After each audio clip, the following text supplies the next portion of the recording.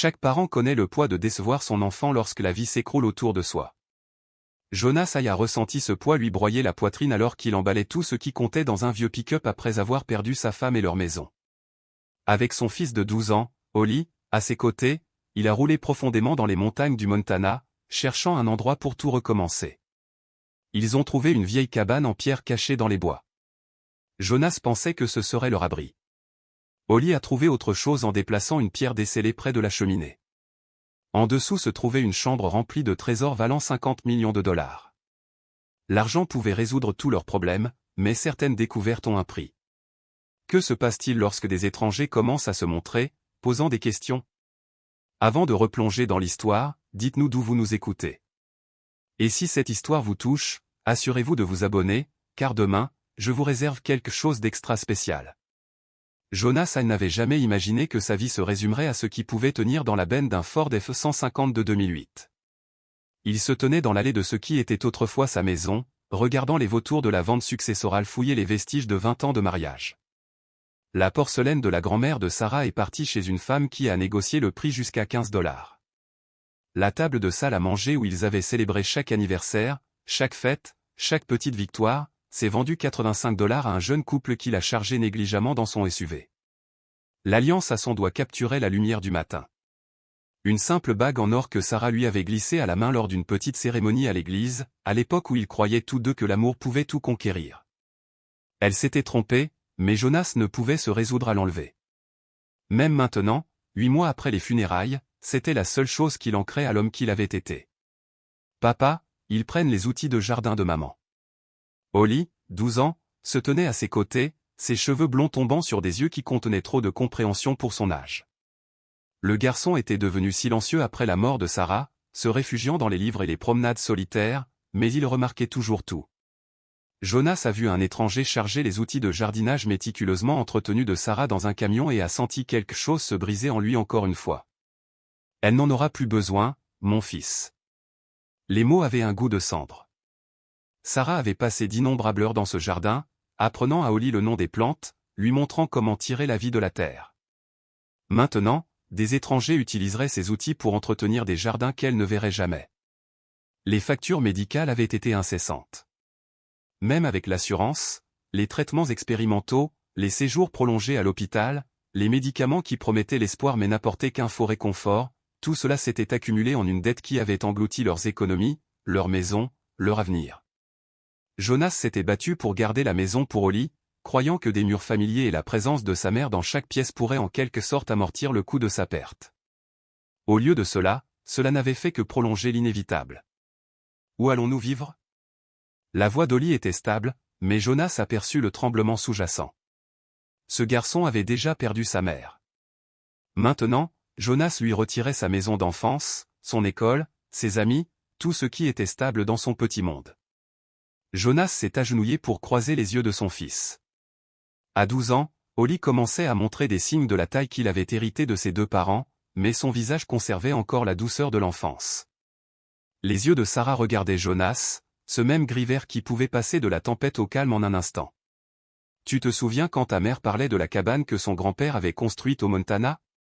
Les histoires de lui partant dans la nature sauvage pendant des mois. Holly hocha lentement la tête. Sarah avait empli leur soirée de récits des aventures de son grand-père dans les pics du Nord, comment il avait construit une petite cabane de ses propres mains et vécu de la terre pendant des semaines. Jonas avait toujours supposé que les histoires étaient embellies, des légendes familiales qui grandissaient à chaque récit. J'ai trouvé l'acte de propriété dans les papiers de ta mère. La cabane est toujours là, toujours dans la famille. Je me suis dit que nous pourrions peut-être aller la voir, passer du temps dans les montagnes, juste toi et moi. Ce n'était pas toute la vérité. Jonas n'avait aucune idée si la cabane était habitable, ou même si elle existait encore après toutes ces années, mais il avait trouvé l'acte, jauni et cassant, rangé dans la boîte à bijoux de Sarah, avec de vieilles photographies et les perles de sa grand-mère. La propriété était de 43 acres dans les pics du nord du Montana, transmise à la famille en 1923. C'était la seule chose qu'ils possédaient que les créanciers ne pouvaient pas toucher, et Jonas était assez désespéré pour parier leur avenir sur un souvenir vieux de 70 ans. Et l'école, demanda Holly. On trouvera une solution. Peut-être l'enseignement à domicile pendant un certain temps. Ta mère disait toujours que tu étais trop intelligent pour les cours normaux de toute façon. Jonas força un sourire. Pense à cela comme une aventure. Holly considéra cela avec le sérieux qui avait marqué toutes ses décisions depuis la mort de sa mère. Il avait mûri rapidement au cours de la dernière année, observant ses parents naviguer dans le labyrinthe des rendez-vous médicaux et des batailles d'assurance. Il avait vu son père pleurer quand il pensait que personne ne regardait. Il avait entendu les conversations chuchotées sur l'argent et les factures et les choix impossibles. Reviendrons-nous? Jonas n'avait pas de réponse à cela. La vérité était qu'il ne restait rien à quoi revenir. Son travail au magasin d'électronique lui avait offert de la sympathie, mais pas beaucoup de flexibilité lorsque Sarah avait besoin de soins 24 heures sur 24. Les jours manqués s'étaient accumulés, entraînant une réduction des heures, une réduction de salaire, et finalement une douce suggestion que Jonas avait peut-être besoin de temps pour se concentrer sur les affaires familiales. Au moment où Sarah est décédée, il avait 3 mois de retard sur les paiements hypothécaires et se noyait dans les dettes médicales. Je ne sais pas, mon fils, mais parfois il faut aller ailleurs pour comprendre où est sa place.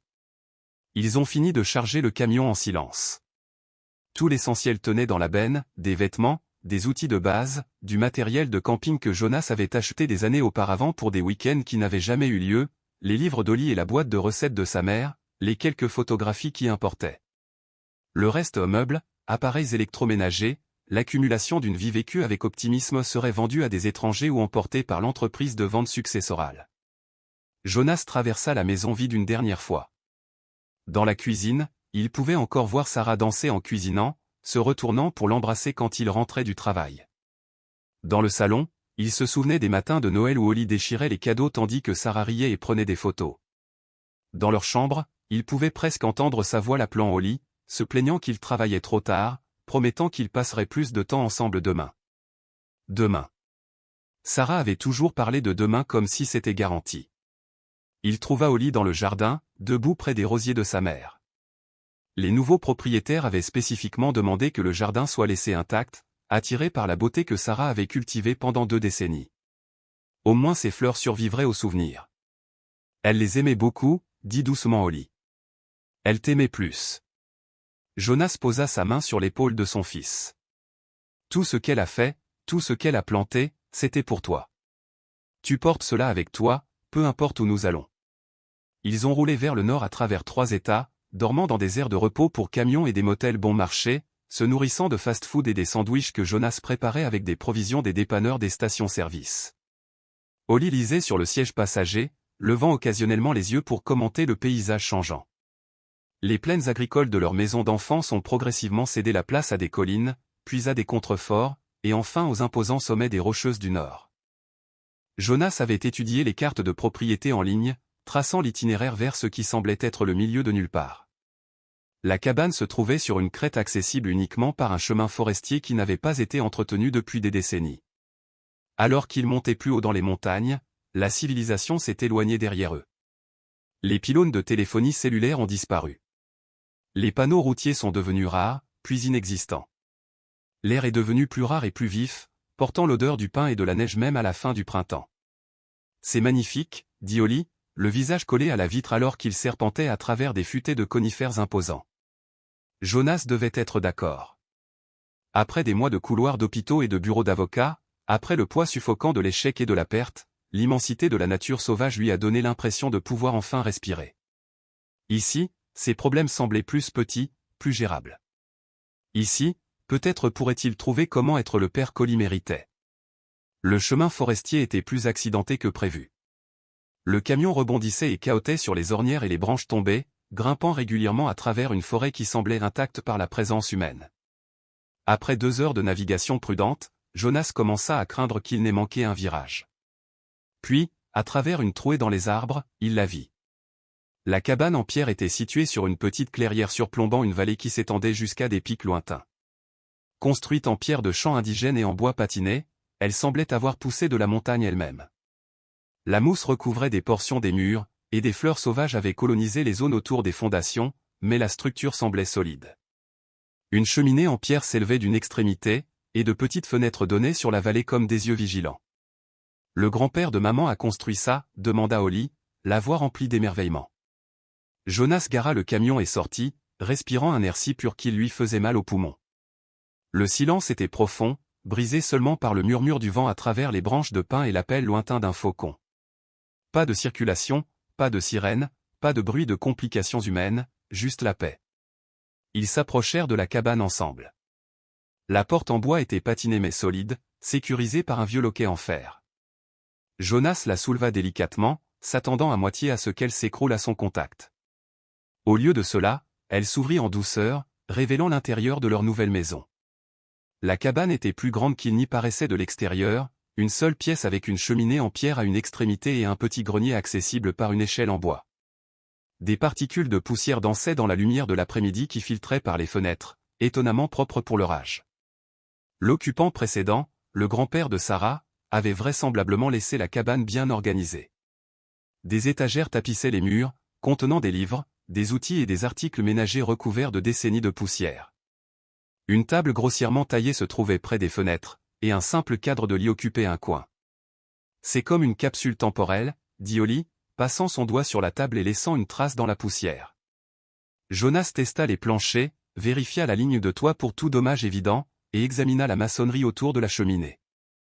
La cabane avait été construite pour durer, construite par quelqu'un qui comprenait le temps de la montagne et avait planifié en conséquence. Avec un peu de nettoyage et d'entretien de base, elle serait habitable. Cette nuit-là, ils campèrent dehors, cuisinant de la soupe en conserve sur un petit réchaud à propane, tandis que le soleil se couchait derrière les pics occidentaux.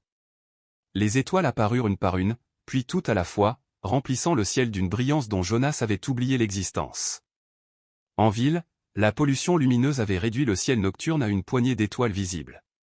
Ici, la Voie lactée s'étendait au-dessus comme une rivière de lumière. « Savais-tu que maman faisait des vœux aux étoiles quand elle était petite » dit Jonas, s'adossant à son sac de couchage. Holly leva les yeux de son livre. Il lisait à la lumière d'une lampe de poche, déterminé à finir le chapitre avant de se coucher. Que souhaitait-elle? L'aventure, surtout. Elle disait toujours qu'elle voulait voir le monde, avoir de grandes histoires à raconter à ses petits-enfants un jour. La voix de Jonas se brisa légèrement. Sarah n'aurait jamais de petits-enfants, ne saurait jamais quel genre d'homme Holly deviendrait. C'est peut-être son aventure, dit doucement Holly. Peut-être qu'elle voulait que nous venions ici. Jonas regarda son fils, surpris par la sagesse de ses mots. Peut-être qu'il ne s'agissait pas seulement de fuir leurs problèmes, peut-être qu'il s'agissait de courir vers quelque chose de mieux. Il tendit la main dans sa poche et sortit l'alliance de Sarah, qu'il avait finalement enlevée ce matin-là. L'or capturait la lumière des étoiles, gardant les souvenirs de 20 ans de rêves partagés. Lentement, il la posa sur le sol à côté d'une fleur sauvage qui poussait près de leur lieu de camping. « Pour ta mère » dit-il simplement. Holly hocha la tête et posa sa petite main sur celle de son père. Ensemble, ils restèrent assis dans le silence de la montagne, entourés par l'immensité des possibles et la promesse tranquille d'un nouveau départ. 3 semaines après le début de leur vie en montagne, Jonas avait établi une routine qui semblait presque normale, se lever avec le soleil, vérifier les panneaux solaires qu'il avait installés pour alimenter la tablette d'Holly et quelques appareils essentiels, s'occuper du petit potager qu'il avait commencé derrière la cabane, et passer l'après-midi à enseigner à son fils des compétences pratiques que leur vie de banlieue n'avait jamais exigées. Holly apprenait à fendre du bois de chauffage, à identifier les plantes comestibles et à lire les schémas météorologiques dans le mouvement des nuages à travers les pics. Le garçon s'était adapté à leur nouvelle vie avec une résilience remarquable. Alors que Jonas s'inquiétait de l'isolement social et des lacunes éducatives, Holly semblait s'épanouir dans l'environnement montagnard. Il a découvert une curiosité naturelle pour tout ce qui les entourait, la géologie des formations rocheuses, le comportement de la faune, les écosystèmes complexes qui prospéraient dans l'environnement alpin. Ces questions étaient constantes et réfléchies, poussant Jonas à apprendre à ses côtés. C'est la nature méthodique d'Holly qui a conduit à la découverte. Pendant que Jonas se concentrait sur les nécessités pratiques de la vie en montagne, Holly avait entrepris une exploration systématique de la cabane elle-même. Il avait nettoyé et organisé les étagères, catalogué les livres laissés par les occupants précédents, et examiné chaque recoin de leur nouvelle maison avec la minutie d'un archéologue. Le propriétaire précédent, le grand-père de Sarah, avait été un homme méticuleux, à en juger par l'organisation soignée et les notes détaillées qu'il avait laissées dans toute la cabane. « Papa, cette pierre est différente des autres. » Jonas leva les yeux du bois de chauffage qu'il empilait. Holly était agenouillée à côté de l'énorme cheminée en pierre qui dominait l'un des murs de la cabane, passant ses doigts le long des dalles du foyer avec une concentration intense. Différente comment? Le mortier autour de celle-ci est plus récent, tu vois. Holly traça les bords d'une pierre de la taille d'une assiette, placée à la base du foyer, là où elle serait normalement recouverte de cendres et de débris. Toutes les autres pierres ont ce vieux mortier patiné qui est presque de la même couleur que la pierre, mais celle-ci a un mortier plus blanc et n'est pas aussi usé. Jonas posa le bois de chauffage et rejoignit son fils près de la cheminée. Holly avait raison. La pierre en question avait certainement été retirée et remise en place à un moment donné, bien que le travail ait été fait avec suffisamment de soin pour que ce ne soit pas immédiatement évident. Peut-être que ton arrière-arrière-grand-père a dû réparer des dégâts, suggéra Jonas, même si en le disant, il ressentit un frisson de curiosité. Le grand-père de Sarah avait été beaucoup de choses, mais pas négligent. Tous les autres aspects de la cabane montraient la précision d'un homme qui planifiait pour la permanence. « On peut la bouger ?» demanda Holly. Jonas examina la pierre plus attentivement. Elle était grande et lourde, mais pas inamovible. Le mortier était en effet plus récent, et maintenant qu'il regardait de près, il pouvait voir de minuscules espaces autour des bords où le joint n'était pas parfait. Je suppose que nous pourrions essayer, mais pourquoi voudrions-nous? Les yeux d'Holly avaient la même intensité que Jonas se souvenait de Sarah lorsqu'elle travaillait sur un problème complexe. Parce que quelqu'un s'est donné la peine de la rendre amovible. Les gens ne font pas de travail supplémentaire sans raison. La logique était solide, et Jonas se laissa prendre par la curiosité de son fils. Ils passèrent l'heure suivante à dégager soigneusement le mortier plus récent avec des outils provenant de l'atelier bien approvisionné de la cabane. Le travail était minutieux, exigeant de la patience pour éviter d'endommager la pierre ou le foyer environnant. Lorsque le mortier céda enfin, la pierre glissa plus facilement que Jonas ne s'y était attendu. Derrière elle se trouvait une cavité sombre, clairement intentionnelle. Elle était taillée dans les pierres de fondation plus grandes de la cheminée. « Il y a quelque chose là-dedans » murmura Holly. Jonas tendit la main dans la cavité et sentit du métal froid. Il en sortit un objet enveloppé dans un tissu huilé, suivi d'un autre, puis d'un autre. Bientôt, ils eurent une petite collection de paquets mystérieux disposés sur le sol de la cabane. Le premier paquet contenait un mécanisme en laiton orné, complexe et magnifique, comme Jonas n'en avait jamais vu. Des engrenages et des cadrans couvraient sa surface, et une lentille en cristal était montée à une extrémité. Cela ressemblait à une combinaison de boussoles, de télescopes et d'horlogerie, fabriquée avec la précision d'un maître joaillier. Le deuxième paquet contenait un journal relié en cuir, ses pages remplies de dessins détaillés de plantes, de notes manuscrites soignées et de ce qui semblait être des cartes de la région montagneuse environnante. L'écriture était précise et élégante, le travail de quelqu'un habitué à la documentation académique. Le troisième et plus grand paquet fit halter Jonas. À l'intérieur du tissu huilé se trouvaient des pièces d'or, des dizaines, lourdes et authentiques. Mais ce n'étaient pas des pièces modernes. C'étaient des pièces historiques, certaines portant des dates des années 1800, d'autres d'origine clairement différente. Même pour l'œil non averti de Jonas, elles représentaient une valeur significative. « Papa » la voix d'Holly était à peine audible. « Regarde ça. » Le garçon avait ouvert le journal et regardait la première page.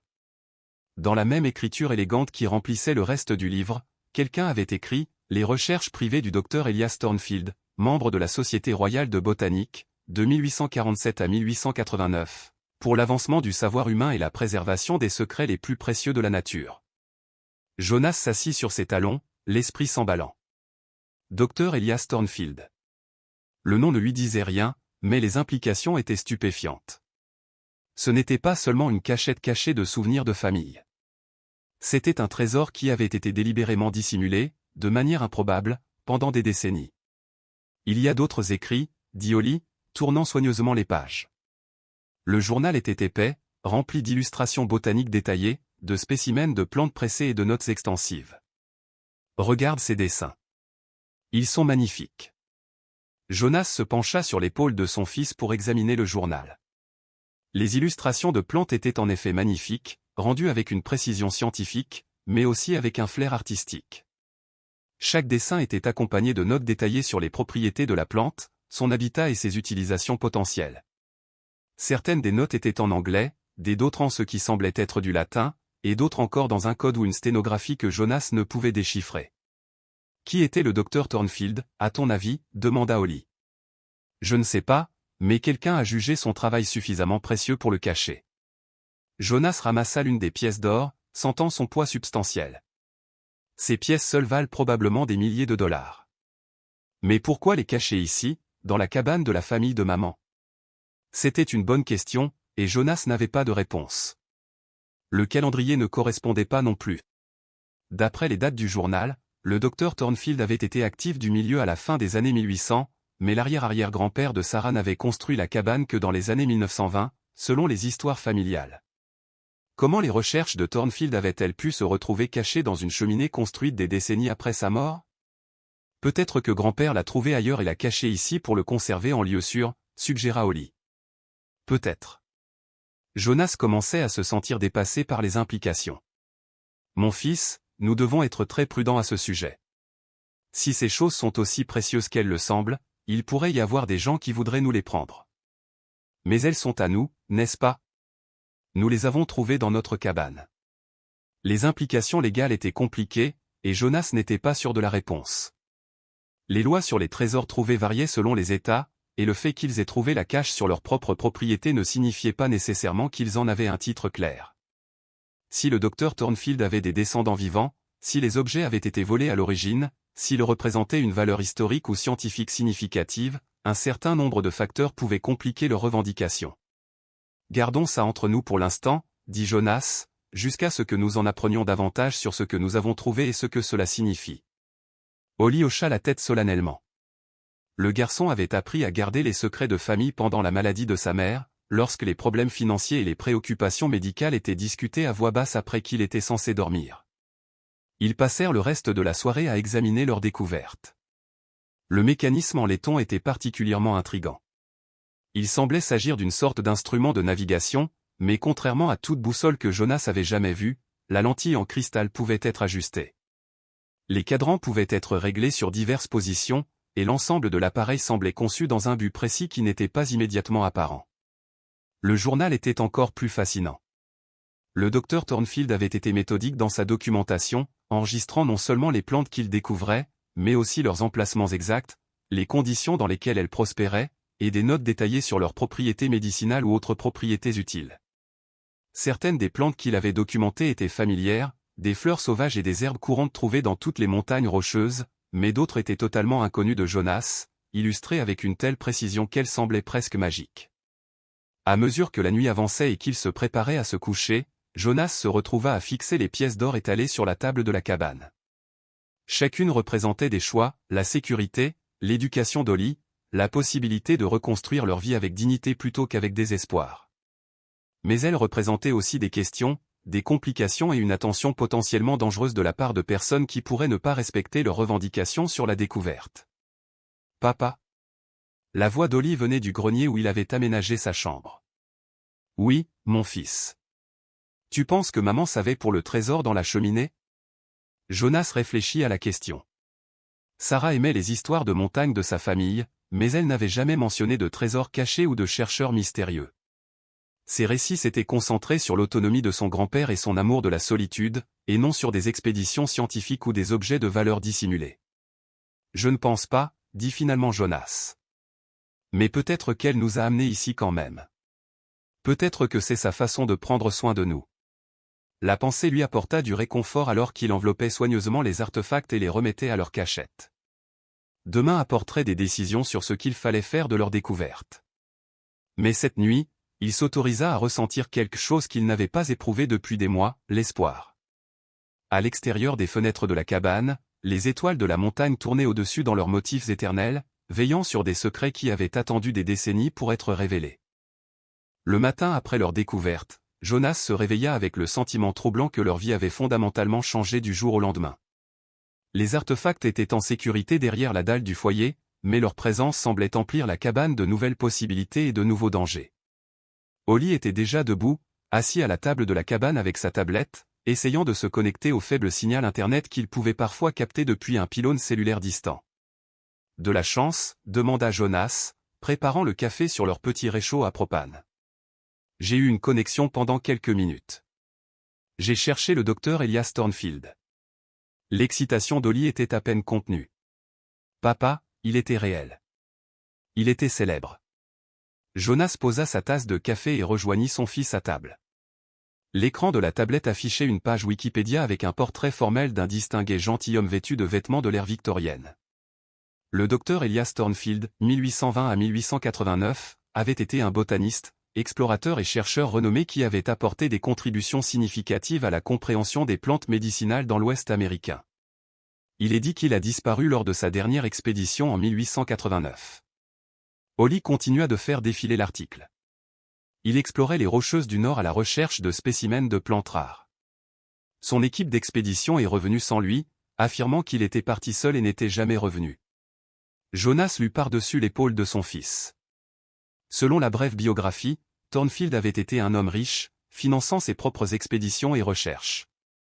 Il avait publié plusieurs articles scientifiques sur des découvertes botaniques, mais son œuvre la plus significative, réputée inclure des découvertes révolutionnaires sur les plantes médicinales, n'avait jamais été retrouvée après sa disparition. Donc, le journal que nous avons trouvé pourrait être cette recherche manquante, dit Jonas. C'est ce que je pense. Et regarde ça. Holly passa à un autre onglet de navigateur. Le docteur Thornfield était connu pour ses méthodes secrètes. D'autres scientifiques se plaignaient qu'il était trop protecteur de ses découvertes, qu'il ne partagerait pas ses résultats tant qu'il ne serait pas prêt à publier des résultats complets. La connexion Internet vacilla et mourut, les laissant avec plus de questions que de réponses. Mais la brève recherche avait confirmé leurs soupçons. Ils étaient tombés sur quelque chose d'une importance historique et potentiellement scientifique authentique. Jonas récupéra les artefacts de leur cachette, et ils passèrent la matinée à les examiner plus attentivement à la lumière du jour. L'instrument en laiton était encore plus intrigant qu'il n'y avait paru à la lumière de la lampe. Gravés le long de son bord se trouvaient de minuscules marques qui ressemblaient à des coordonnées ou des notations mathématiques. « Je pense que c'est une sorte de boussole spécialisée, » dit Holly, tenant l'appareil pour capter la lumière du matin qui filtrait par les fenêtres. « Mais tu vois ces cadrans supplémentaires ? Les boussoles ordinaires n'en ont pas. » Jonas tourna les cadrans expérimentalement. En les ajustant, la lentille en cristal sembla se focaliser différemment, et l'aiguille de la boussole commença à pointer dans des directions qui n'avaient rien à voir avec le nord magnétique. Peut-être qu'il est conçu pour trouver des choses spécifiques, suggéra Holly. Comme un détecteur de métaux est conçu pour localiser le métal. Le journal fournit d'autres indices. Le docteur Thornfield avait documenté non seulement des espèces végétales, mais aussi leurs emplacements précis, souvent avec des coordonnées qui semblaient correspondre aux marques sur l'instrument en laiton. Plus intriguant encore, nombre de ces notes faisaient référence à d'autres sites de collecte et lieux de conservation à travers la région montagneuse. « Papa, je pense que le docteur Thornfield a caché des choses à plusieurs endroits, » dit Holly, étudiant une carte particulièrement détaillée dans le journal. « Regarde ces symboles qu'il a dessinés. Ils sont dispersés sur toute cette chaîne de montagnes. » Jonas examina la carte. Thornfield avait marqué des dizaines d'emplacements avec divers symboles. Certains ressemblaient à l'appareil boussole, d'autres à des dessins de plantes, et d'autres encore étaient des formes géométriques qui auraient pu signifier n'importe quoi. Mais pourquoi cacherait-il ses recherches? S'il était un scientifique légitime, ne voudrait-il pas partager ses découvertes? Peut-être qu'il a trouvé quelque chose de trop précieux pour le confier à d'autres personnes, dit Holly. Ou peut-être craignait-il que les mauvaises personnes ne s'en emparent. C'était une pensée qui donnait à réfléchir. Jonas avait envisagé leur découverte en termes de sa valeur potentielle pour leur famille, mais il n'avait pas considéré les implications plus larges.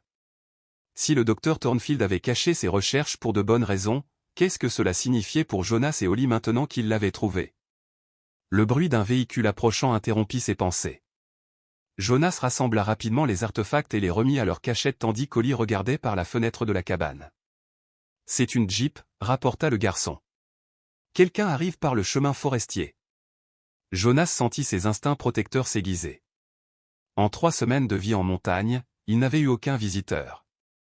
La cabane était suffisamment éloignée pour que des randonneurs occasionnels ne tombent pas dessus, et il n'y avait pas d'autres structures habitées à des kilomètres à la ronde.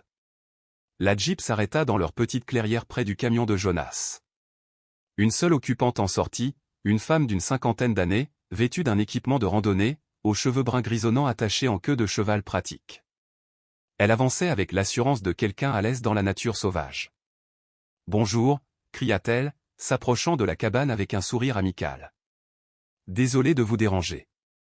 Je suis le docteur Margaret Chen de l'Université du Montana.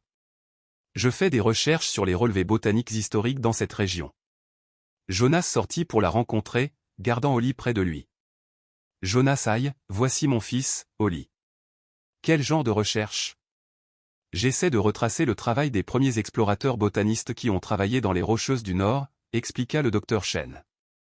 J'ai entendu dire qu'il pourrait y avoir de vieux dossiers de famille ou des artefacts dans cette zone liés aux expéditions scientifiques du XIXe siècle. Jonas sentit son pouce accélérer. Le timing semblait incroyablement coïncident. Qu'est-ce qui vous fait penser ça?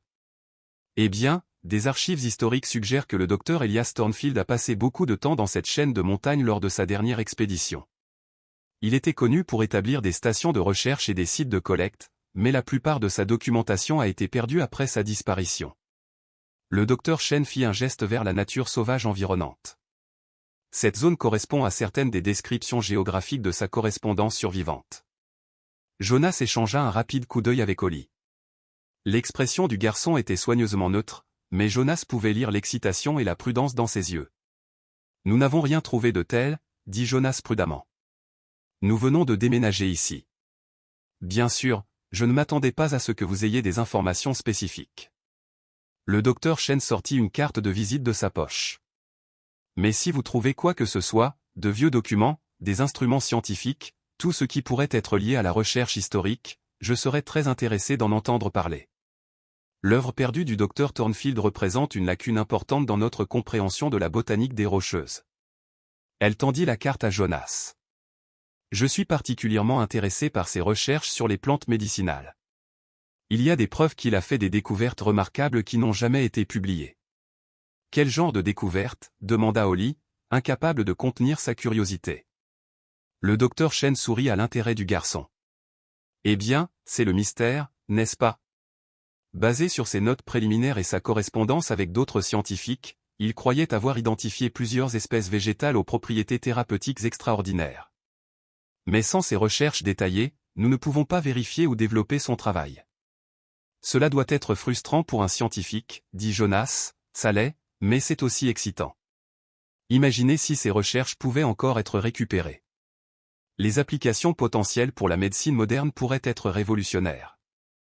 Le docteur Chen regarda la clairière avec appréciation. C'est un beau pays. Je comprends pourquoi quelqu'un voudrait passer du temps ici à étudier le monde naturel. Elle discuta encore quelques minutes de l'écosystème montagnard et de ses recherches universitaires avant de remonter dans sa Jeep. Alors qu'elle s'éloignait, Jonas remarqua qu'elle prenait son temps pour naviguer sur le chemin forestier, presque comme si elle étudiait le terrain. « Qu'est-ce que tu en penses ?» demanda Holly une fois qu'ils furent seuls.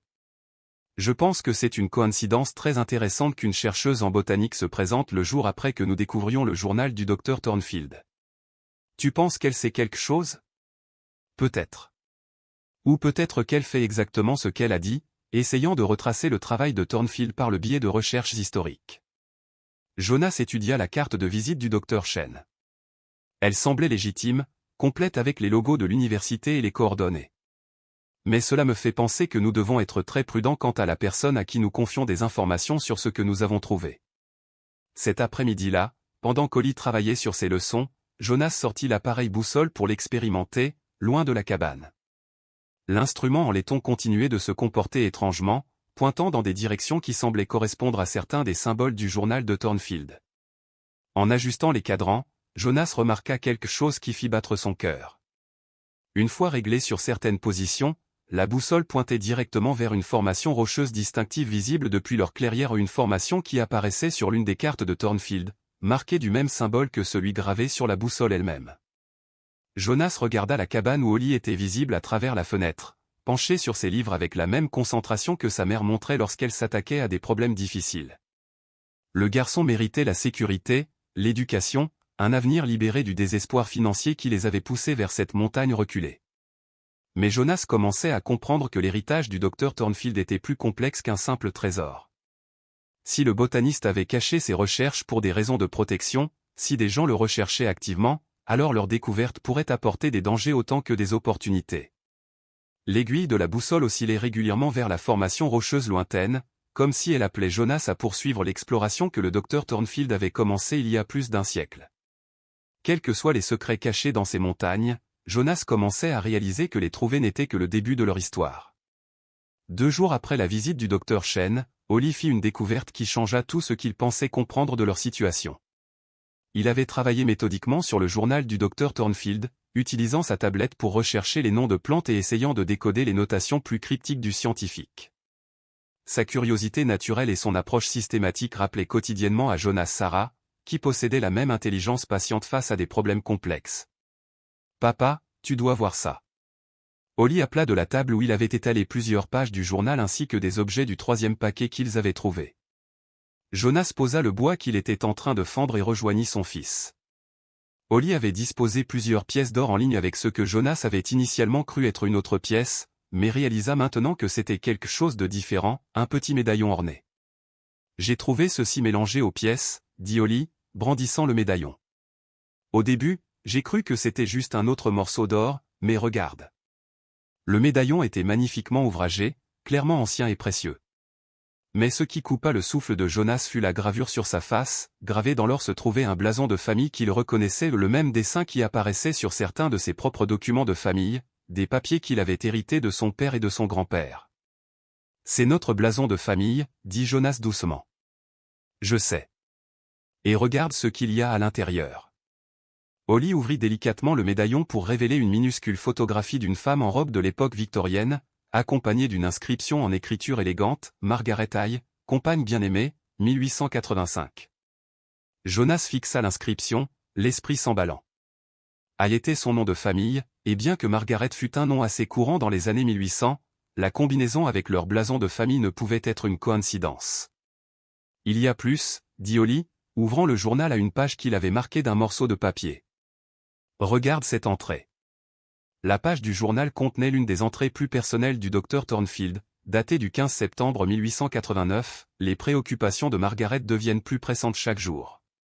Elle comprend la signification de mes recherches mieux que n'importe lequel de mes collègues universitaires, mais elle reconnaît aussi les dangers. Les intérêts miniers qui cherchent à exploiter ces montagnes ne se soucient pas de l'équilibre délicat qui soutient les plantes médicinales que j'ai cataloguées. Margaret suggère que je cache mes découvertes les plus importantes jusqu'à ce que le moment propice à leur révélation arrive. La propriété montagnarde de sa famille fournirait une excellente sécurité, et sa compréhension des systèmes botaniques en fait la gardienne idéale de l'œuvre de ma vie. Margaret a travaillé avec le Dr Thornfield, dit Holly, son excitation à peine contenue. Elle n'était pas seulement son amie, elle était sa partenaire de recherche. Jonas relut l'entrée, puis feuilleta plusieurs autres pages qu'Holly avait marquées.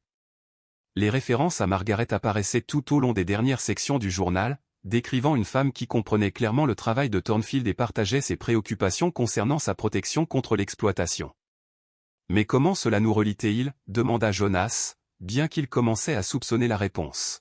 « Margaret Hay était probablement notre arrière-arrière-grand-mère, » dit Holly. « Et si elle a aidé le Dr Thornfield à cacher ses recherches, alors peut-être que notre famille en a été les gardiens depuis le début, et nous ne le savions tout simplement pas. » Les implications étaient stupéfiantes. Jonas avait supposé qu'ils étaient tombés sur la cachette du Dr Thornfield par pur hasard, un coup de chance qui pourrait leur assurer une sécurité financière pour leur avenir incertain. Mais si Holly avait raison, leur présence à la cabane n'était pas accidentelle. Ils étaient là parce que leur famille avait toujours été liée au travail du Dr Thornfield. « Regarde cette page », continua Holly, tournant vers une autre section marquée. Le Dr Thornfield écrit sur l'établissement de plusieurs cachettes, mais il dit que l'emplacement de la famille de Margaret est le dépôt principal où les matériaux les plus importants seraient sécurisés. Jonas étudia la page. L'écriture était claire, et le sens était indubitable. Le Dr Thornfield avait confié à la famille Hay ses découvertes les plus significatives, créant un réseau de sites cachés, mais désignant leur propriété montagnarde comme l'emplacement central. Et ici, dit Holly, pointant un passage près du bas de la page, il écrit sur la création de directives pour les générations futures afin que les descendants de Margaret comprennent leurs responsabilités si le besoin s'en faisait un jour sentir. « Quel genre de directives » demanda Jonas. Au lieu de répondre directement, Holly souleva délicatement plusieurs pages du journal, révélant qu'il avait découvert un autre compartiment caché. Intégré à la reliure en cuir du journal se trouvait un mince espace qui contenait des papiers pliés, des documents qui avaient été dissimulés même au sein de la cachette dissimulée. « J'ai trouvé ceci quand j'étais très prudent de ne pas endommager les pages », expliqua Holly. Ils étaient cousus dans la reliure. Le premier document était une lettre formelle écrite de la main du Dr Thornfield, mais adressée au futur gardien de la famille Hay. Elle était datée de novembre 1889, quelques semaines seulement avant sa disparition enregistrée. Jonas lut à voix haute, à ceux qui viendront après Margaret, je confie non seulement la préservation de mes recherches, mais aussi la responsabilité d'assurer leur application appropriée pour le bien de l'humanité. Les plantes médicinales que j'ai cataloguées représentent des avancées révolutionnaires en matière de guérison, mais elles représentent également une valeur financière énorme pour ceux qui voudraient les exploiter sans sagesse ni retenue. La lettre continuait sur plusieurs pages, détaillant les préoccupations croissantes du Dr Thornfield concernant les intérêts commerciaux qui commençaient déjà à exploiter de manière abusive les régions montagneuses pour leurs précieuses ressources. Il avait réalisé que ces découvertes botaniques, si elles étaient rendues publiques sans protection adéquate, conduiraient probablement à la destruction des écosystèmes mêmes qui soutenaient les plantes qu'il avait trouvées. Donc, il a créé un système de gardiens, dit Holly, lisant par-dessus l'épaule de son père. Notre famille était censée protéger ses recherches jusqu'à ce qu'elles puissent être révélées en toute sécurité. Mais pourquoi personne ne nous l'a dit, demanda Jonas. Si c'était une responsabilité familiale si importante, pourquoi ta mère ne le savait-elle pas? La question resta en suspens entre eux, et Jonas réalisa que la réponse pourrait être plus simple qu'il n'y paraissait. Les histoires de famille pouvaient se perdre au fil des générations, surtout si elles semblaient relever du fantasme plutôt que du fait. Les récits de Sarah sur les aventures montagnardes de son grand-père avaient sonné comme du folklore. L'idée que ces histoires contenaient une vérité littérale sur un trésor caché et des obligations familiales aurait semblé absurde. Peut-être que le savoir a été transmis, mais il s'est mélangé aux histoires de famille ordinaires, suggéra Holly.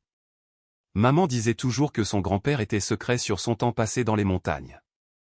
Peut-être qu'il gardait le secret de famille, mais personne ne comprenait ce que cela signifiait vraiment. Jonas continua de lire la lettre du Dr Thornfield. Le scientifique avait été remarquablement minutieux dans sa planification. Il avait non seulement caché ses documents de recherche, mais avait également créé des instructions détaillées pour ses gardiens de famille, y compris des codes pour interpréter ses cartes et des directives pour utiliser la boussole spéciale afin de localiser ses autres cachettes. Il y a autre chose, dit Holly, sortant le dernier document du compartiment caché du journal. C'est une carte, mais elle est différente des autres. La carte montrait toute la région des Rocheuses du Nord marquée de dizaines de symboles et reliée par des lignes qui semblaient indiquer des itinéraires de voyage ou des relations entre les lieux. Mais contrairement aux autres cartes du journal, celle-ci incluait des annotations détaillées sur des points de repère modernes, des routes, des villes et des caractéristiques géographiques qui n'existaient pas à l'époque du Dr Thornfield. Quelqu'un a mis à jour cette carte, réalisa Jonas. Quelqu'un qui est venu après le Dr Thornfield. Margaret, dit Holly avec certitude. Elle a dû continuer son travail après sa disparition. Peut-être qu'elle a passé des années à visiter toutes ces cachettes, à les entretenir, à s'assurer que ses recherches étaient préservées. Jonas étudia la carte mise à jour plus attentivement. Les annotations étaient d'une écriture différente de celle du Dr Thornfield, plus petite, plus précise, clairement féminine. Margaret Hay avait en effet continué le travail, créant un guide complet pour les générations futures de gardiens. Alors que l'après-midi avançait, père et fils travaillèrent ensemble pour comprendre toute l'étendue de ce qu'ils avaient hérité. Le réseau de recherche du Dr Thornfield couvrait des centaines de kilomètres de nature sauvage montagneuse, avec des caches soigneusement dissimulées à des endroits stratégiques. Chaque site contenait différents éléments de son travail. Certains contenaient des spécimens de plantes, d'autres des notes de recherche, et d'autres encore du matériel nécessaire pour localiser et accéder au réseau. Nous ne sommes pas de simples chasseurs de trésors, dit Jonas finalement. Nous sommes les héritiers d'un héritage scientifique et d'une responsabilité, ajouta Holly. Le Dr Thornfield a fait confiance à notre famille pour s'assurer que ces découvertes étaient utilisées correctement. Jonas regarda son fils, frappé par la maturité de sa compréhension de la situation. À 12 ans, Holly saisissait la complexité de leur héritage, les avantages potentiels, les obligations morales et les risques liés à la protection de quelque chose d'aussi précieux. « Qu'est-ce que tu penses que nous devrions faire » demanda Jonas. Holly considéra la question avec le même sérieux qu'il apportait à tout depuis la mort de sa mère. Je pense que nous devons en apprendre davantage avant de prendre une décision. Le Dr Thornfield et nos ancêtres ont passé des années à construire ce réseau. Nous devrions comprendre ce qu'ils ont construit avant de changer quoi que ce soit. C'était une sagesse au-delà de son âge, et Jonas ressentit une vague de fierté pour l'approche réfléchie de son fils. Sarah aurait été fière aussi. Elle avait toujours dit qu'Holly avait l'esprit d'un scientifique, quelqu'un qui recueillait des informations avant de tirer des conclusions. Ce soir-là, Alors qu'il se préparait à se coucher, Jonas se surprit à penser à l'héritage d'une manière qu'il n'avait jamais fait auparavant. Il avait toujours supposé que son travail de père était de subvenir aux besoins immédiats d'Ollie et à son éducation future. Mais maintenant, ils avaient hérité de quelque chose de beaucoup plus complexe, une tradition familiale de protection du savoir qui pourrait bénéficier à l'humanité. « Papa » la voix d'Ollie venait du grenier. « Oui, mon fils. Je suis content que les histoires de maman nous aient amenés ici. » Même si elle ne connaissait pas toute la vérité, elle savait que cet endroit était important pour notre famille. Jonas toucha l'endroit de son doigt où l'anneau de Sarah avait été, se souvenant comment il l'avait placé à côté de la fleur sauvage lors de leur première nuit à la cabane. Peut-être que Sarah en savait plus qu'elle ne l'avait réalisé. Peut-être que certaines vérités étaient transmises à travers les générations, non pas comme des faits, mais comme des sentiments, comme une compréhension que certains lieux et certaines histoires contaient d'une manière qui ne pouvait être pleinement expliquée. À l'extérieur de leur cabane, la nature sauvage s'étendait dans toutes les directions, détenant les secrets de Monsieur Elias Thornfield et l'héritage continu des gardiens de la famille Haye. Armés de la boussole du docteur Thornfield et des cartes mises à jour de Margaret Haye, Jonas et Ollie ont commencé leur première expédition vers l'un des autres sites de cache. L'emplacement n'était qu'à 2 miles de leur cabane, mais le terrain était difficile, une montée raide à travers une forêt dense jusqu'à un affleurement rocheux qui surplombait toute la vallée. Ollie avait passé la soirée précédente à étudier les illustrations botaniques du journal, mémorisant les dessins détaillés de plantes que le docteur Thornfield avait jugées significatives.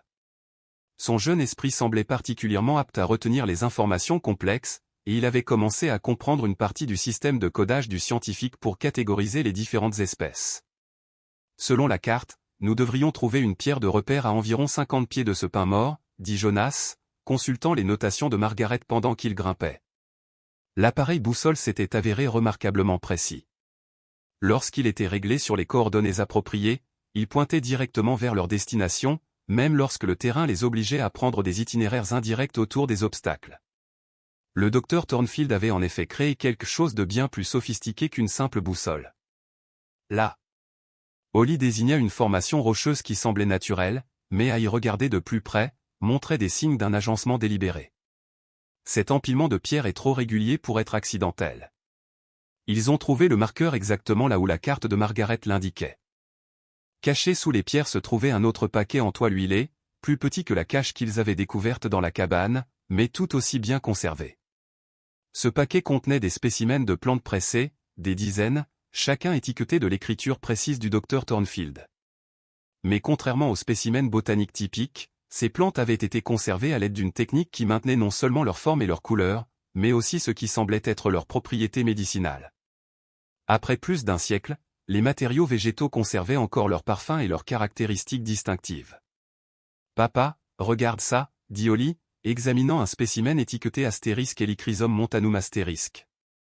Propriétés cicatrisantes extraordinaires, composés actifs stables pendant des décennies lorsqu'ils sont correctement conservés. Jonas relut l'étiquette.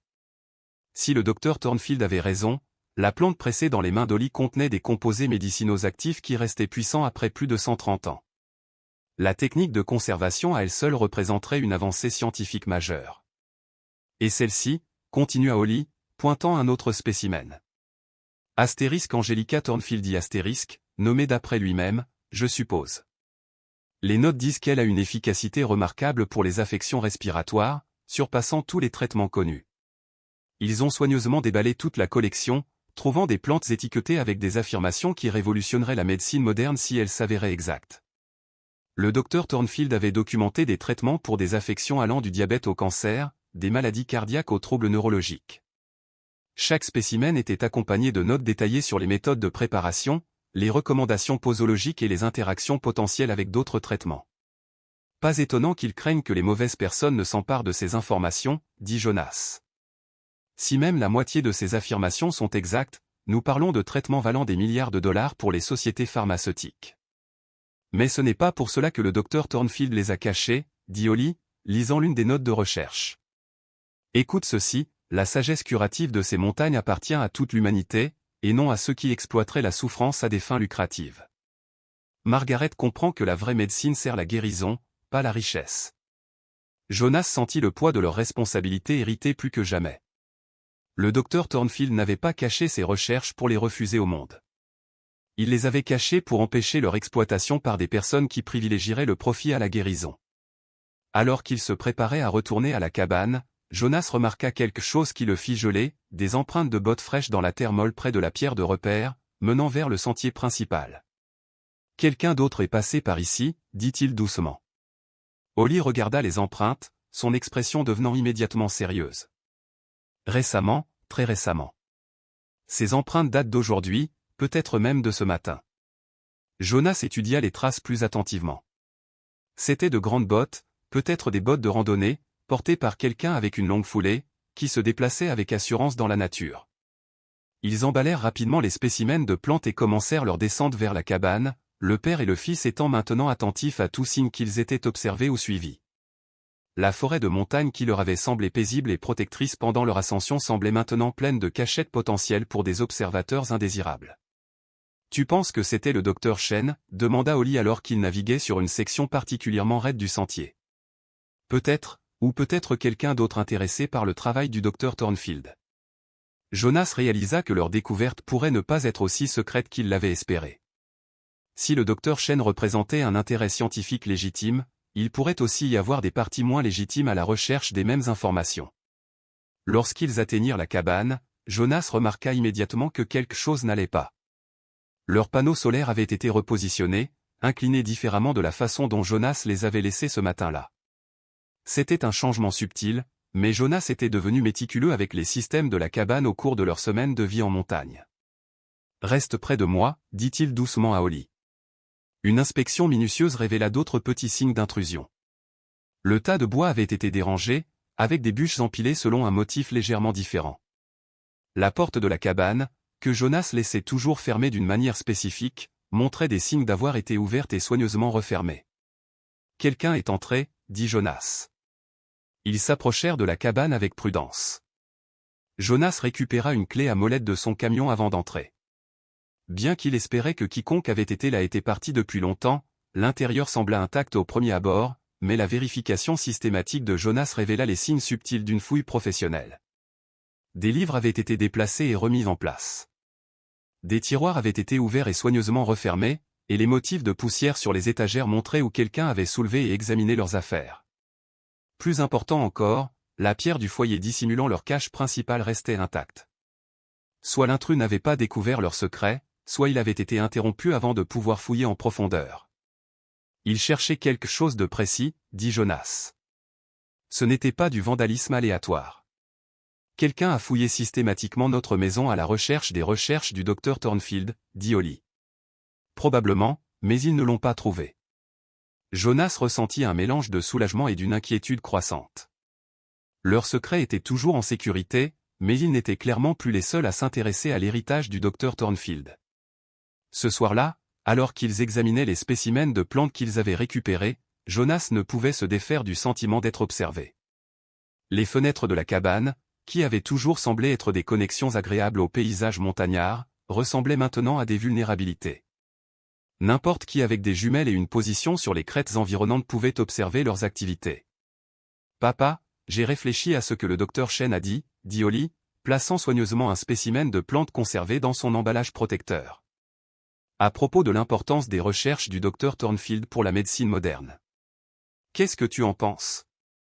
Eh bien, si ces plantes ont vraiment les propriétés curatives documentées par le docteur Thornfield, alors les garder cachées pourrait ne pas les protéger, cela pourrait les empêcher d'aider les gens qui en ont besoin. C'était une observation profonde, et Jonas réalisa que son fils de 12 ans avait identifié le défi moral central de leur héritage. Le docteur Thornfield et Margaret Hay avaient caché les recherches pour empêcher leur exploitation. Mais ce faisant, ils avaient également empêché leur bienfait d'atteindre les personnes qui pouvaient être guéries. Alors, qu'est-ce que tu penses que nous devrions faire? Oli considéra la question avec sa réflexion caractéristique. Peut-être devons-nous trouver quelqu'un en qui nous pouvons avoir confiance. Quelqu'un qui comprend la science, mais qui se soucie aussi plus d'aider les gens que de gagner de l'argent. Quelqu'un comme le docteur Chen, peut-être. Mais comment savoir avec certitude qu'elle est digne de confiance? Et si elle n'est pas la seule à chercher le travail du docteur Thornfield? Comme si elles étaient convoquées par leur conversation, le bruit de véhicules approchant interrompit leur discussion. Jonas sécurisa rapidement les spécimens de plantes pendant qu'Oli cherchait la source du bruit des avions. 2 camions, rapporta le garçon, arrivant rapidement par le chemin forestier. Jonas sentit ses instincts protecteurs s'embraser alors qu'il se dirigeait vers la fenêtre. Les véhicules approchant se déplaçaient avec détermination, et non la navigation prudente de visiteurs occasionnels. Leurs phares perçaient le crépuscule grandissant comme des projecteurs, et le bruit de leur moteur suggérait un équipement puissant et bien entretenu. « Prends ton sac, dit Jonas à Holly. Prends seulement ce dont tu as absolument besoin. On part ? On pourrait avoir besoin de partir. » Jonas attrapa leurs fournitures d'urgence, de l'eau, de la nourriture, du matériel de camping de base et, surtout, le journal et la boussole du docteur Thornfield. S'ils devaient fuir, ils ne pouvaient pas laisser derrière eux les éléments les plus cruciaux de leur découverte. Les camions entrèrent dans leur clairière avec une précision militaire, se positionnant pour bloquer le chemin forestier. Jonas compta au moins 6 personnes sortant des véhicules, toutes vêtues de vêtements sombres et se déplaçant avec l'efficacité coordonnée d'une équipe professionnelle. « Ce n'est pas le docteur Chen, dit Jonas d'un ton sombre. » Un homme qui semblait être le chef d'équipe s'approcha de la cabane tandis que ses collègues se dispersaient pour encercler le bâtiment. Il était grand, bien bâti et se tenait avec l'assurance de quelqu'un habitué à obtenir ce qu'il voulait. « Monsieur Hay, cria l'homme. Mon nom est Marcus Greyston. Je représente certains intérêts qui ont cherché des matériaux susceptibles de se trouver sur votre propriété. Nous aimerions discuter d'un arrangement mutuellement bénéfique. » Jonas ne répondit pas immédiatement. Le ton de l'homme était poli, mais le positionnement tactique de son équipe suggérait qu'un refus n'était pas vraiment une option qu'ils étaient prêts à accepter. « Quel type de matériaux ? » Jonas répondit. « Des objets historiques, des recherches scientifiques, des documents et des artefacts disparus depuis de nombreuses années. » La voix de Greyston resta conversationnelle, mais Jonas pouvait entendre l'acier sous-jacent. « Nous sommes prêts à offrir une compensation substantielle pour votre coopération. Et si nous ne sommes pas intéressés à coopérer ? Espérons que cela n'en arrivera pas là, monsieur Hay. Vous avez un jeune fils à considérer. » La menace implicite était indubitable. Jonas sentit sa colère monter, mais il se força à rester calme. Ces gens avaient fait leurs recherches. Ils connaissaient Holly, connaissaient leur situation et étaient venus préparés à utiliser ces connaissances comme levier. « Que voulez-vous que je fasse ? Demanda Jonas, gagnant du temps pour réfléchir. « Simplement permettre à mon équipe de mener une fouille approfondie de votre propriété. Si nous trouvons ce que nous cherchons, vous serez généreusement indemnisés pour votre aide. Si nous ne le trouvons pas, nous vous laisserons en paix. » Jonas savait qu'aucun de ces résultats n'était susceptible d'être aussi simple que ce que Greyston suggérait. S'il trouvait les recherches du docteur Thornfield, Jonas et Holly deviendraient des témoins gênants qui en savaient trop sur la découverte. S'il ne le trouvait pas, il supposerait que Jonas le cachait et exercerait une pression plus sérieuse. « J'ai besoin de parler à mon fils, dit Jonas. « Bien sûr. Prenez votre temps. Nous n'allons nulle part. » Jonas s'éloigna de la fenêtre et trouva Holly qui attendait, leur sac d'urgence prêt. « La fenêtre arrière, » murmura le garçon. Jonas hocha la tête. Ils avaient identifié des voies d'évacuation au cours de leur première semaine dans la cabane, plus comme un exercice mental que comme une préparation sérieuse. Maintenant, cette préparation pourrait leur sauver la vie. « Reste près de moi et tais-toi. Nous allons nous diriger vers la crête derrière la cabane, puis faire le tour jusqu'à l'endroit où j'ai caché les clés de rechange du camion. » Jonas avait dissimulé des fournitures d'urgence et des clés de véhicule à plusieurs endroits autour de leur propriété, des leçons tirées de son entraînement dans la garde nationale sur la sécurité opérationnelle. Ils se glissèrent par la fenêtre arrière de la cabane et dans la forêt au-delà. Jonas ouvrit la voie, utilisant le terrain et la végétation pour masquer leurs mouvements tout en prenant de la distance par rapport à l'équipe de Greyston. Derrière eux, ils pouvaient entendre des voix alors que la fouille commençait. Ces gens étaient professionnels et minutieux, mais ils avaient commis l'erreur de supposer que Jonas n'était qu'un père célibataire désespéré qui pouvait être facilement intimidé. Ils étaient sur le point d'apprendre que certains pères feraient tout pour protéger leurs enfants, et que l'héritage du docteur Thornfield avait trouvé des gardiens qui comprenaient la véritable signification de la responsabilité. Jonas et Holly passèrent la nuit cachés dans un abri naturel formé par des troncs d'arbres tombés et des rochers de granit, à environ 2 miles de leur cabane. De leur position dissimulée, ils pouvaient voir les lumières de l'opération de recherche de Greyston se poursuivre jusque tard dans la matinée. « Ils sont très minutieux, » murmura Holly, observant le balayage systématique des faisceaux de lampes de poche sur le paysage. « Des chasseurs de trésors professionnels, » répondit Jonas calmement. Ce n'est pas la première fois qu'il cherche quelque chose de précieux. À l'aube, les véhicules de recherche étaient partis. Mais Jonas n'était pas assez naïf pour croire qu'ils étaient vraiment seuls. L'équipe de Greystone avait probablement laissé du matériel de surveillance ou du personnel pour surveiller la cabane au cas où Jonas et Ollie reviendraient. Nous devons supposer qu'ils surveilleront la cabane à partir de maintenant, dit Jonas alors qu'ils partageaient un petit déjeuner de bar granola et d'eau provenant de leurs provisions d'urgence. Et nous devons en savoir plus sur ce que nous protégeons avant de prendre des décisions quant à qui faire confiance. Ollie sortit le journal du docteur Thornfield, que Jonas avait attrapé lors de leur départ précipité. Peut-être devrions-nous visiter d'autres sites de cache. Si le docteur Thornfield a vraiment créé un réseau de cachettes, nous devons savoir ce qu'il y a d'autre. Jonas étudia la carte mise à jour de Margaret High. Elle avait marqué 17 emplacements différents à travers les Rocheuses du Nord, reliés par ce qui semblait être des itinéraires de voyage et des points de communication.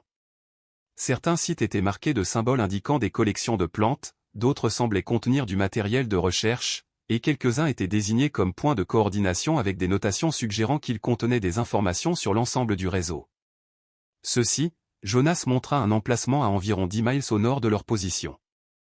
Les notes de Margaret disent que c'est un site d'index principal qui pourrait nous dire ce que le docteur Thornfield construisait vraiment ici. La randonnée les mena à travers un terrain qui mit à l'épreuve à la fois leur endurance physique et les compétences de navigation de Jonas. La boussole du docteur Thornfield s'avéra inestimable, pointant précisément vers leur destination, même lorsque la topographie de la montagne les obligeait à prendre des itinéraires indirects autour des falaises et des forêts denses.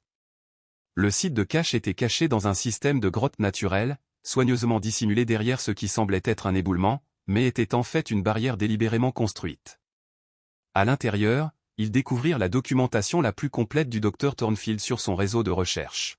« Papa, c'est incroyable », dit Ollie, examinant une carte tridimensionnelle détaillée sculptée dans la paroi de la grotte. Il n'a pas seulement caché ses recherches. Il a construit tout un système de communication. La carte sculptée montrait les mêmes 17 emplacements que les dessins de Margaret, mais avec des détails supplémentaires qui révélaient la véritable sophistication de la planification du docteur Thornfield. Chaque site était connecté aux autres par des lignes de visée et des points de signalisation, créant un réseau qui permettrait aux gardiens de communiquer sur de vastes distances en utilisant des miroirs, des signaux de fumée ou d'autres méthodes qui ne nécessiteraient pas de technologie moderne. « Regarde ces caches de ravitaillement », dit Jonas, étudiant une autre section de la carte sculptée. De la nourriture, de l'équipement, des armes, tout ce dont quelqu'un aurait besoin pour maintenir le réseau de manière autonome pendant des mois. Ils trouvèrent des documents supplémentaires qui expliquaient la pensée du docteur Thornfield. Le botaniste avait réalisé que ces découvertes attireraient éventuellement l'attention de puissants intérêts, et il avait conçu le réseau de gardiens pour qu'il soit autonome et défendable. Chaque emplacement pouvait fonctionner indépendamment, mais ensemble, ils formaient un système complet pour protéger et préserver la recherche. « Voici quelque chose sur notre cabane », dit Ollie, lisant un portefeuille en cuir qu'ils avaient découvert. Le docteur Thornfield l'appelle la résidence principale où la famille du chef gardien maintiendrait la coordination centrale. Jonas lut par-dessus l'épaule de son fils. Selon les documents du docteur Thornfield, la cabane de la famille n'était pas juste une autre cachette. C'était le centre de commandement de tout le réseau. Les autres sites étaient conçus pour soutenir et protéger l'emplacement principal, créant des couches de sécurité autour des matériaux les plus importants. C'est pourquoi les gens de Greystone étaient si concentrés sur notre cabane, réalisa Jonas.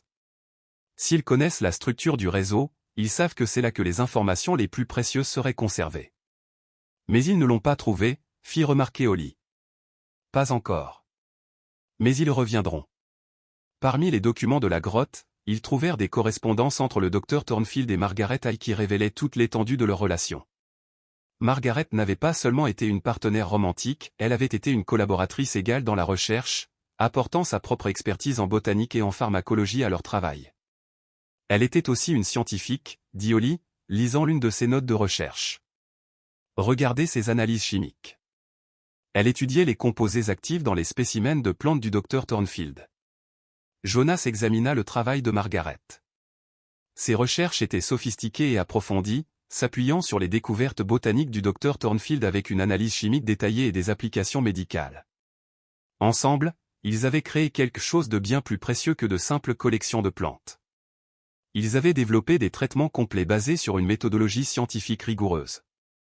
Et elle a continué le travail après sa disparition, dit Jonas, trouvant des entrées datées qui s'étendaient bien dans les années 1890. Elle a passé des années à affiner les traitements et à étendre le réseau. Un document daté de 1894 fournit des informations cruciales sur les préoccupations de Margaret. Les intérêts miniers deviennent chaque année plus agressifs, dépouillant les montagnes de tout ce qui a de la valeur sans égard pour les écosystèmes délicats qui soutiennent les découvertes d'Elias. J'ai caché les matériaux les plus cruciaux et établi des protocoles pour les générations futures. Mais je crains que le moment ne vienne où les gardiens devront choisir entre le secret et le bien commun. La connaissance curative que nous protégeons pourrait sauver des milliers de vies, mais seulement si elle atteint les bonnes personnes au bon moment. Elle était aux prises avec la même question que nous, dit Holly. Quand faut-il partager des informations qui pourraient aider les gens, et quand faut-il les garder cachées pour les protéger? Jonas trouva des documents supplémentaires qui montraient la solution de Margaret à ce dilemme. Elle avait établi le contact avec plusieurs chercheurs médicaux de confiance et avait commencé à partager sélectivement certaines des découvertes moins sensibles du Dr Thornfield, toujours par l'intermédiaire d'intermédiaires et sans jamais révéler l'étendue complète du réseau de recherche. Elle a créé un système de diffusion contrôlé, réalisa Jonas. Les informations qui pouvaient aider les gens ont été diffusées, mais les sources et les méthodes sont restées protégées. Donc, nous n'avons pas à choisir entre aider les gens et garder le secret, dit Holly. Nous pouvons faire les deux si nous sommes prudents. Alors qu'il se préparait à quitter la grotte, Jonas aperçut quelque chose qui le fit geler, des empreintes de bottes fraîches dans la poussière près de l'entrée de la grotte. Le même motif de semelle distinctif qu'ils avaient vu sur le site de cache précédent. Quelqu'un d'autre connaît cet endroit, dit-il doucement. Ils rassemblèrent rapidement les documents les plus cruciaux et se préparèrent à un autre retrait tactique. Alors qu'ils atteignaient l'entrée de la grotte, Jonas entendit le bruit de voix qui approchait résonner sur les parois rocheuses du canyon en contrebas. Plusieurs personnes, murmura-t-il à Holly, se déplaçant systématiquement comme un schéma de recherche. Ils attendirent dans l'ombre que les voix passent, puis se glissèrent hors de la grotte et commencèrent à remonter la crête à travers un terrain trop escarpé pour que des randonneurs occasionnels puissent les suivre. La formation de Jonas dans les opérations en montagne de la garde nationale s'avérait inestimable, mais il s'inquiétait de la capacité d'Holly à maintenir le rythme et la discrétion nécessaires pour devancer leurs poursuivants. « Je peux suivre, papa, » dit Holly, comme s'il lisait les pensées de son père. Maman disait toujours que j'étais plus coriace que je n'en avais l'air. Ils passèrent le reste de la journée à se déplacer dans la nature sauvage, utilisant le réseau de points de signalisation et de caches de ravitaillement du Dr Thornfield pour garder une longueur d'avance sur les équipes de recherche de Greystone. La planification du botaniste était remarquable. Chaque emplacement fournissait exactement ce dont ils avaient besoin pour atteindre la position suivante en toute sécurité. Alors que le soir approchait, ils trouvèrent refuge sur un autre site du réseau, celui-ci contenant des provisions alimentaires conservées et du matériel de communication que Margaret Hay avait entretenu des décennies plus tôt. « Papa, » dit Holly alors qu'il s'installait pour la nuit. « Je crois que je sais ce que nous devons faire. »« Qu'est-ce que c'est, mon fils ?»« Nous devons contacter le docteur Chen, mais nous devons le faire avec prudence. Si elle essaie vraiment de continuer le travail du docteur Thornfield pour les bonnes raisons, elle pourrait nous aider à protéger le réseau contre des gens comme Greystone. Et si elle n'est pas digne de confiance, alors nous trouverons quelqu'un d'autre. Mais nous ne pouvons pas protéger cela seul pour toujours. Le docteur Thornfield et Margaret ont construit le réseau parce qu'ils savaient que les générations futures auraient besoin d'aide. Jonas regarda son fils, frappé par la maturité de son raisonnement. À 12 ans, Holly comprenait quelque chose que Jonas avait mis des jours à saisir, que le rôle de gardien ne signifiait pas qu'il devait affronter tous les défis seul. « Tu as raison, » dit Jonas. « Mais nous devons être très prudents quant à la façon dont nous l'approchons. Et nous devons être préparés à la possibilité que faire confiance à qui que ce soit puisse nous mettre en plus grand danger. »« Je sais, » dit Holly. « Mais parfois, il faut prendre des risques pour faire ce qui est juste. » À l'extérieur de leur abri, la nature sauvage s'étendait dans toutes les directions, détenant les secrets de l'héritage remarquable du docteur Elias Thornfield et l'histoire continue des gardiens qui le protégeaient. Le matin après leur nuit à la cache de ravitaillement, Jonas et Holly ont découvert quelque chose qui a changé leur compréhension de tout ce qu'ils pensaient savoir de leur situation. Cachée parmi les provisions conservées de Margaret Hay, Holly a trouvé une enveloppe scellée adressée à l'encre décolorée, pour Jonas Hay, quand le temps du choix arrivera. L'écriture était différente à la fois de l'écriture précise du docteur Thornfield et du cursif élégant de Margaret, cela avait été écrit par quelqu'un d'une génération plus tardive. Comment quelqu'un pouvait-il connaître ton nom des décennies avant ta naissance, demanda Holly alors que Jonas ouvrait soigneusement l'enveloppe. La lettre à l'intérieur était datée de 1952 et signée par Thomas Haye, le grand-père de Jonas, décédé quand Jonas n'était qu'un enfant. Mon cher petit-fils, commençait la lettre, si tu lis ceci, alors la responsabilité familiale est passée à ta génération, et le moment est venu de révéler des vérités que nous avons gardées cachées pendant plus de 60 ans. Jonas sentit ses mains trembler en continuant à lire. La lettre de son grand-père révélait que le rôle de la famille Haye en tant que gardien des recherches du docteur Thornfield n'avait jamais été oublié. Il avait été soigneusement maintenu par chaque génération, transmis par des traditions familiales privées qui étaient déguisées en simples histoires de montagne. Ta grand-mère, Sarah. Jonas arrêta de lire brusquement. Qu'est-ce qu'il y a, papa? Le nom de ma grand-mère était Sarah, tout comme ta mère. Jonas réalisa que les liens familiaux étaient encore plus profonds qu'il ne l'avait compris. Ta mère n'était pas seulement nommée d'après un ancêtre lointain. Elle a été nommée d'après la gardienne de la génération précédente. La lettre continuait avec des révélations qui recadraient tout ce qu'il pensait comprendre de leur histoire familiale. Margaret Haye avait établi des protocoles selon lesquels chaque génération de gardiens recevrait la vérité lorsque les circonstances l'exigeraient.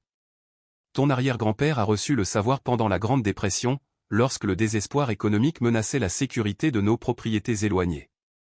Je l'ai reçu pendant la Seconde Guerre mondiale, lorsque les chercheurs gouvernementaux cataloguaient systématiquement toutes les ressources naturelles susceptibles de soutenir l'effort de guerre. Donc chaque génération a su, dit Holly, ils ont juste attendu que ce soit nécessaire d'agir sur cette connaissance. Selon ceci, continua Jonas à lire, ta mère était censée recevoir la tutelle à 30 ans, mais elle se battait déjà contre le cancer à ce moment-là, et mon père a décidé que le fardeau était trop lourd à ajouter à ses difficultés. La lettre expliquait que le grand-père de Jonas avait pris la décision difficile de laisser le savoir passer à la génération suivante, espérant que Jonas découvrirait la vérité naturellement si et quand les circonstances l'exigeraient. Il ne pouvait pas savoir que la perte de maman nous amènerait ici, dit Jonas doucement. Peut-être qu'il le savait, suggéra Holly. Peut-être a-t-il compris que parfois, les moments les plus difficiles de la vie sont ceux où les gens ont besoin de trouver leur véritable but. La lettre contenait des informations supplémentaires immédiatement pratiques, des descriptions détaillées des 17 sites du réseau, des codes de communication qui identifieraient Jonas auprès des autres familles gardiennes, et surtout, les coordonnées d'alliés qui aidaient à protéger le réseau depuis des décennies. Il y a d'autres familles, lut Jonas. Les chaînes maintiennent l'analyse scientifique des spécimens de plantes du Dr Thornfield depuis les années 1920. Le Dr Margaret Chen n'est pas seulement une chercheuse universitaire. C'est une gardienne de 4e génération dont la famille travaille avec la nôtre depuis près d'un siècle. La révélation était stupéfiante. La visite du Dr Chen à leur cabane n'avait pas été fortuite. Elle était venue vérifier les gardiens principaux, probablement alertés par un système de surveillance que Jonas ne comprenait pas encore. Mais alors pourquoi ne nous a-t-elle pas dit qui elle était, demanda Holly. Jonas trouva la réponse dans une autre section de la lettre de son grand-père. Les protocoles des gardiens exigent que le savoir ne soit partagé que lorsque la famille principale démontre sa préparation et son véritable engagement envers la responsabilité. Le docteur Chen aurait testé notre fiabilité et notre dévouement avant de révéler toute la vérité. Alors, nous avons réussi une sorte de test sans savoir que nous le passions, dit Holly. Apparemment. Mais il y a plus. Jonas continua de lire. Et ce qu'il découvrit lui fit comprendre pourquoi les gens de Greystone avaient été si persistants. Selon ceci, quelqu'un essaie de localiser et d'exploiter le réseau depuis des décennies. Des intérêts corporatifs, des collectionneurs privés, même des gouvernements ont envoyé des gens à la recherche des recherches du Dr Thornfield. La lettre détaillait plusieurs tentatives précédentes de violer la sécurité du réseau, y compris un incident grave dans les années 1970 lorsque des espions industriels avaient failli localiser la cache principale. Chaque fois, les familles gardiennes avaient travaillé ensemble pour protéger la recherche et déplacer les matériaux si nécessaire. Mais cette fois est différente, lut Jonas. Les gens qui fouillent maintenant ont des ressources et une technologie que les générations précédentes n'avaient pas à affronter, surveillance par satellite, équipement de détection électronique, agents de renseignement professionnels. Ce ne sont plus de simples chasseurs de trésors. Le grand-père de Jonas avait anticipé cette escalade et s'y était préparé en conséquence. Cachés au sein du réseau, il n'y avait pas seulement des documents de recherche, mais aussi des preuves d'une conspiration d'entreprises visant à voler les découvertes du Dr Thornfield, une documentation qui pourrait être utilisée pour exposer les activités illégales et protéger les gardiens par des moyens légaux. Grand-père tendait un piège, réalisa Jonas. Si quelqu'un comme Greystone parvenait à trouver les recherches, nous aurions les preuves pour les détruire légalement avant qu'ils ne puissent exploiter ce qu'ils avaient trouvé. La dernière section de la lettre contenait des instructions pour établir le contact avec les autres familles gardiennes et coordonner une réponse à la menace actuelle. Le docteur Chen servirait de coordinatrice scientifique, tandis que d'autres familles géreraient les aspects légaux, financiers et sécuritaires de la protection du réseau. Nous ne sommes pas seuls dans cette affaire, dit Holly, lisant par-dessus l'épaule de son père. Nous n'avons jamais été seuls. Comme si elles étaient convoquées par leur découverte, le bruit d'un hélicoptère approchant interrompit leur matinée. Jonas sécurisa rapidement la lettre de son grand-père tandis qu'Holly cherchait la source du bruit de l'aéronef. Il atterrit dans la clairière près de l'entrée de la cache, rapporta Holly. Un hélicoptère de style militaire, mais sans marquage gouvernementaux. Jonas sentit ses instincts protecteurs s'embraser, mais la lettre de son grand-père avait fourni des informations cruciales pour faire face à la surveillance et à la poursuite avancée. Le réseau des gardiens incluait des protocoles pour cette situation exacte. Prends la balise d'urgence, instruisit Jonas, faisant référence à un appareil qu'ils avaient trouvé parmi les provisions de Margaret High. Selon la lettre de son grand-père, la balise enverrait un signal codé à toutes les autres familles gardiennes, les alertant que le site principal était menacé. Alors que Jonas activait la balise, il vit des silhouettes émerger de l'hélicoptère et commencer à fouiller systématiquement le canyon. Ce n'étaient pas les habituels agents de Greystone. Ces personnes avaient une formation militaire et un équipement qui suggérait un soutien gouvernemental ou corporatif au plus haut niveau. « Papa, regarde ça » dit Holly, pointant une section de la carte sculptée de Margaret High qu'il n'avait pas remarqué auparavant. Caché parmi les détails topographiques se trouvait un itinéraire marqué « Exode d'urgence », du commandement principal au commandement secondaire. Cet itinéraire menait de leur position actuelle à un autre site plus profondément dans la nature sauvage, désigné comme un centre de commandement de secours qui pourrait coordonner les opérations du réseau si l'emplacement principal était compromis. Margaret avait prévu cela, dit Jonas. Elle savait qu'éventuellement les gardiens principaux pourraient avoir besoin d'abandonner la cabane originale et d'opérer à partir d'endroits cachés. Alors que l'équipe de recherche commençait à remonter le canyon vers la grotte, Jonas et Holly rassemblèrent les documents les plus cruciaux et commencèrent à suivre l'itinéraire d'urgence de Margaret. Derrière eux, ils pouvaient entendre des voix et du matériel, mais devant s'étendait un chemin qui avait été préparé il y a plus d'un siècle par quelqu'un qui comprenait que protéger le savoir exigeait parfois des sacrifices. « On abandonne la cabane » demanda Holly en grimpant. « Nous protégeons ce qui compte le plus » répondit Jonas. La cabane n'était qu'un bâtiment. Le vrai trésor est le savoir et la responsabilité qui l'accompagnent.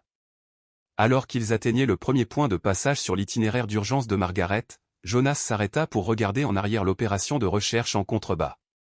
Les gens de Greystone pensaient qu'ils chassaient un trésor, mais ils n'avaient aucune idée de ce qu'ils essayaient réellement de voler. Les recherches du Dr Thornfield ne concernent pas seulement des plantes précieuses. Il s'agit d'un héritage de guérison qui a été protégé par des générations de familles qui ont compris que certaines choses étaient plus importantes que l'argent. La balise d'urgence continuait sa transmission codée, avertissant les familles gardiennes de toute la région que le moment était venu de choisir entre le secret et l'action. Après plus d'un siècle de protection silencieuse, le réseau était sur le point de se révéler d'une manière qui allait tout changer. Jonas regarda son fils, qui étudiait la route de Margaret avec la même détermination concentrée qui avait marqué toutes ses décisions depuis le début de ce voyage. À 12 ans, Holly était sur le point de faire partie de quelque chose de beaucoup plus grand qu'aucun d'eux n'avait imaginé, non seulement les gardiens d'un secret de famille, mais les protecteurs d'un savoir qui pourrait guérir le monde. Le signal de la balise d'urgence a été répondu en quelques heures. Alors que Jonas et Holly suivaient l'itinéraire d'urgence de Margaret High, ils ont commencé à rencontrer d'autres familles gardiennes émergeant de divers endroits de la région montagneuse. Le premier contact a eu lieu à un point de rendez-vous marqué sur la carte de Margaret, un amphithéâtre naturel caché dans un canyon étroit où le Dr Thornfield avait apparemment tenu des réunions avec ses collaborateurs de recherche. Une femme en équipement de randonnée les attendait, et Jonas la reconnut immédiatement. « Dr Chen » s'écria-t-il. « Jonas, Holly » sourit-elle, mais son expression était sérieuse. « Je suis contente que vous soyez tous les deux en sécurité. » Lorsque la balise s'est activée, nous savions que Greystone avait dépassé l'espionnage corporatif standard. « Vous nous surveillez tout le temps, » dit Jonas. « Nous vous protégions, » corrigea le Dr Chen. Ma famille assure la surveillance de toutes les familles gardiennes depuis 4 générations. Nous avons appris que les personnes qui recherchent les recherches du Dr Thornfield ne sont pas découragées par un refus poli. Pendant qu'il parlait, d'autres personnes ont commencé à arriver au point de rendez-vous. Jonas a compté au moins une douzaine d'individus, allant d'adolescents à des adultes âgés, tous transportant du matériel et des fournitures qui suggéraient qu'ils s'étaient préparés à ce rassemblement depuis un certain temps. « Combien y a-t-il de familles gardiennes » demanda Holly. 17, répondit un homme âgé qui se présenta comme Robert Martinez. Une pour chacun des principaux sites de cache, bien que certaines familles maintiennent plusieurs emplacements depuis des générations. Le docteur Chen a commencé à expliquer la situation alors que le groupe se rassemblait autour d'une carte topographique détaillée étalée sur un tronc d'arbre tombé. L'opération de Greystone ne se limite plus à la chasse au trésor. Nos renseignements suggèrent qu'il travaille avec des sociétés pharmaceutiques et peut-être des intérêts qui veulent rétro-ingénierer les découvertes du Dr Thornfield à des fins d'exploitation commerciale. Quel genre de renseignements ? Demanda Jonas. Un jeune homme s'avança, se présentant comme David Park. Ma famille gère le suivi financier et juridique des menaces pesant sur le réseau. Nous avons suivi les sources de financement de Greystone et ses récents achats d'équipements. Il a acquis du matériel de surveillance de qualité militaire, des capteurs géologiques et a embauché du personnel ayant des antécédents dans les forces spéciales. Et il ne travaille pas seul, ajouta une femme d'âge moyen nommée Lisa Blackhorse. Les images satellites montrent des opérations de recherche coordonnées sur plusieurs sites du réseau. Ce n'est pas un homme avec une équipe. C'est un effort systématique pour cartographier et contrôler l'ensemble du réseau. Jonas sentit le poids de la situation s'abattre sur ses épaules.